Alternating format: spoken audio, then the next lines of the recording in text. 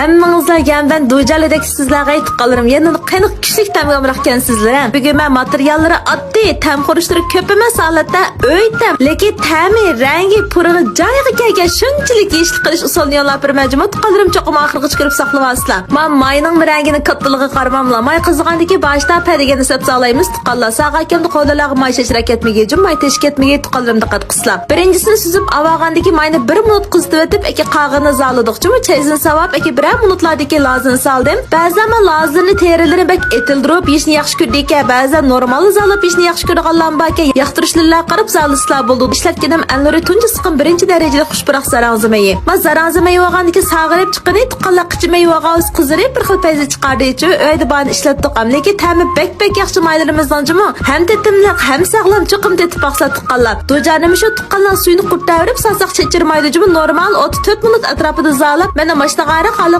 kelgandagi chapini so'yilibchi, eki suzib avasaq bo'ldi ha. Endi qo'rish bosqichiga keldik tuqqanlarim, ajrimiz uchun cho'qqim bitta yurak berib qo'shnilarni so'raymiz. Rahmat qo'llaga tuqqanlarga.